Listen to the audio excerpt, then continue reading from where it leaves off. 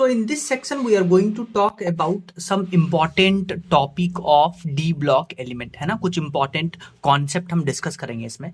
सबसे पहले एक concept आता है वो है magnetic moments का। तो सबसे पहले जो magnetic moments में आपको याद रखना है कि वो आपसे पूछता है कंपाउंड दे करके कि इसका मैग्नेटिक मोमेंट्स का वैल्यू बताइए। पहले तो आपको जो डी ब्लॉक एलिमेंट का 3D सीरीज है, ये जो 3D सीरीज है डी ब्लॉक एलिमेंट का, वो आपको याद होना चाहिए। Scandium, titanium, vanadium, chromium, manganese, iron, cobalt, nickel, copper, zinc. इसका इलेक्ट्रॉनिक कॉन्फ़िगरेशन स्कैंडियम का 3D14s2, टाइटेनियम का 3D24s2, 3D34s2, क्रोमियम का एक्सेप्शनल कॉन्फ़िगरेशन होता है 3D54s1 और सिमिलरली इसका 3D54s2, 3D64s2, 74s2, 84s2 और क्रोमियम कॉपर का भी एक्सेप्शनल होता है 3D104s1 और जिंक का 3D104s2। दूसरा इलेक्ट्रॉनिक कॉन्फ़िगरेशन और एटॉमिक नंबर 21 से स्टार्ट होता है 30। और मैग्नेटिक मोमेंट्स का जो फॉर्मूला होता है that is root under n into n+2। BM में इसको लिखते हैं, तो ये फॉर्मूला आपको याद रखना पड़ेगा, n इंटू n+2। अब यहां n जो है ये क्या बताता है, ये आपको बताता है number of unpaired electron, number of unpaired electron. ठीक है। अब मान लीजिए आपसे पूछा कि एक एलिमेंट है जिसका एटॉमिक नंबर है 24। क्वेश्चन ध्यान से सुनिएगा। एक एलिमेंट है जिसका एटॉमिक नंबर है 24, तो उसका बताइए मैग्नेटिक मोमेंट का वैल्यू। तो एटॉमिक नंबर जैसे ही 24 बोला तो आपको समझ में आना चाहिए क्रोमियम की बात कर रहा है। अब एक बार क्रोमियम आपको समझ में आ गया तब आप क्रोमियम का इलेक्ट्रॉनिक कॉन्फ़िगरेशन लिखिएगा 3D54s1। फिर आप इसका डब्बा बना के चेक करिएगा कि इसमें नंबर ऑफ अनपेयर्ड इलेक्ट्रॉन कितने हैं। तो देखिए इसमें नंबर ऑफ अनपेयर्ड इलेक्ट्रॉन 6 है।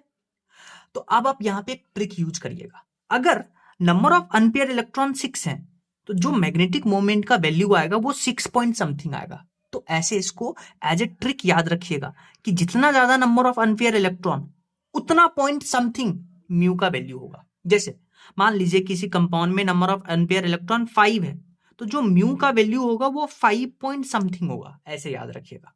नंबर ऑफ अनपेयर्ड इलेक्ट्रॉन 4 है तो म्यू का वैल्यू 4 पॉइंट समथिंग होगा। जैसे इसको और समझते हैं, जैसे मान लीजिए इस टेबल को देखिए, इसमें आपको ये सारे एलिमेंट लिखा हुआ है और सब एलिमेंट का आपको बेसिकली आयन फॉर्म में गिवन है। तो अब आप देखिए, जब आप स्कैंडियम 3+ का, पहले तो आप स्कैंडियम का इलेक्ट्रॉनिक कॉन्फ़िगरेशन लिखिएगा 3D14s2, ठीक है। और 3 इलेक्ट्रॉन बाहर निकालिएगा तब इस पे +3 का चार्ज आएगा और 3 इलेक्ट्रॉन जैसे ही बाहर निकालिएगा तो 3D0 आ जाएगा।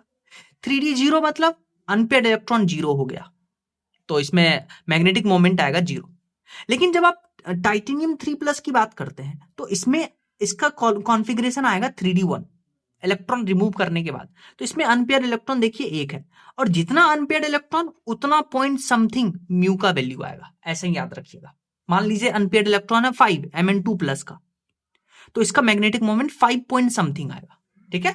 और एक तो आपको फॉर्मूला याद रखना ही है, एक आप ये फॉर्मूला याद रखिएगा। कभी आपसे फॉर्मूला का एग्जैक्ट वैल्यू पूछ ले तो आप इसको याद रखिएगा। नेक्स्ट हम डिस्कस करते हैं पैरामैग्नेटिक सब्सटेंस और डायमैग्नेटिक सब्सटेंस के बारे में। देखिए पैरामैग्नेटिक सब्सटेंस वो क्या होते हैं, ऐसे सब्सटेंस जो मैग्नेटिक फील्ड से के द्वारा अट्रैक्ट होते हैं। तो these substance are attracted by magnetic field, इसको पैरामैग्नेटिक सब्सटेंस कहते हैं। अब पैरामैग्नेटिक सब्सटेंस क्यों अट्रैक्ट होता है, क्योंकि इसमें अनपेयर्ड इलेक्ट्रॉन होता है। जो मैं बोलूं एज इट इज आपको याद रखना है। अगर हम बात करते हैं डाईमैग्नेटिक सब्सटेंस की, तो डाईमैग्नेटिक सब्सटेंस क्या होगा, it will be repelled by magnetic field, ठीक है। और इसमें कौन से एलिमेंट डाईमैग्नेटिक सब्सटेंस की तरह बिहेव करेंगे, जिसमें पेयर्ड इलेक्ट्रॉन हो। अनपेयर्ड इलेक्ट्रॉन एब्सेंस हो, पेयर्ड इलेक्ट्रॉन प्रेजेंट हो, तो उसमें डाईमैग्नेटिक सब्सटेंस की तरह वो बिहेव करेगा। नेक्स्ट एक डिस्कशन आता है एलॉयज का। एलॉयज बहुत इंपॉर्टेंट है क्योंकि इस पे बहुत बार क्वेश्चन पूछता है। तो एलॉयज क्या होता है पहले ये समझिए आप।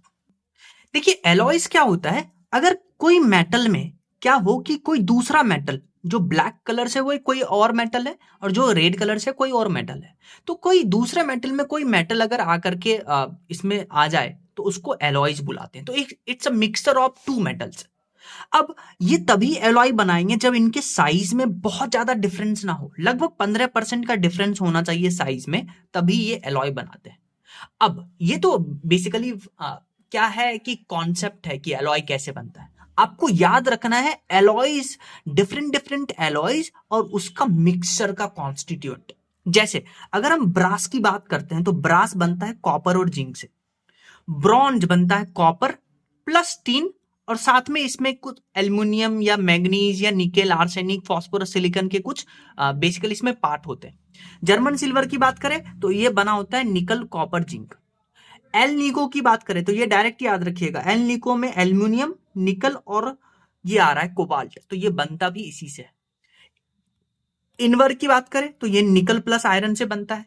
स्टील की बात करें तो स्टील बनता है iron plus nickel plus manganese plus chromium, और साथ में इसमें क्या होता है, कार्बन का इंप्यूरिटीज भी प्रेजेंट होता है। अब कार्बन का इंप्यूरिटीज प्रेजेंट है तो कार्बन आपको पता है इट इज नॉन मेटल। अगर ये नॉन मेटल है तो क्या हम बोल सकते हैं कि स्टील में क्या होता है, नॉन मेटल का भी कुछ पार्ट होता है। तो ये इंपॉर्टेंट पॉइंट है क्योंकि इस पे बेस्ड क्वेश्चन आया हुआ है। क्वेश्चन कैसे पूछा था, क्वेश्चन पूछा था identify the alloy containing a non metal as a constituent. तो सबसे पहले तो आपको इसमें देखिए ऑप्शन में इनवर, बेल मेटल, स्टील और ब्रॉन्ज दिया है, तो सबसे पहले सबका कॉम्पोजिशन आपको पता होना चाहिए। इनवर किससे बनता है, nickel plus iron. Bell metal किनसे बनता है, कॉपर प्लस टिन से। स्टील किनसे बनता है, हाँ ये सब मेटल से, और साथ में इंप्यूरिटीज, साथ में नॉन मेटल का पार्ट भी इसमें होता है। तो यही पूछा है तो यही आपका आंसर हो जाएगा। और ब्रॉन्ज किससे बनता है, कॉपर प्लस टिन और साथ में इसका भी कुछ पार्ट होता है। अब एक और तरह का जो क्वेश्चन पूछता है वो सुनिए, आपसे पूछता है कि ब्रास, ब्रॉन्ज और बेल मेटल में कौन सा मेटल कॉमन है। तो ये आपसे पूछा है तो सबसे पहले आपको इसका कॉम्पोजिशन पता होना चाहिए।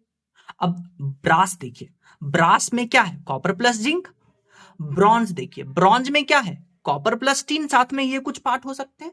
और बेल मेटल में देखिए कॉपर प्लस टीन। तो इसमें कॉमन क्या है, इसमें कॉमन कॉपर ही तो है, तो कॉपर है तो आंसर क्या हो जाएगा, कॉपर।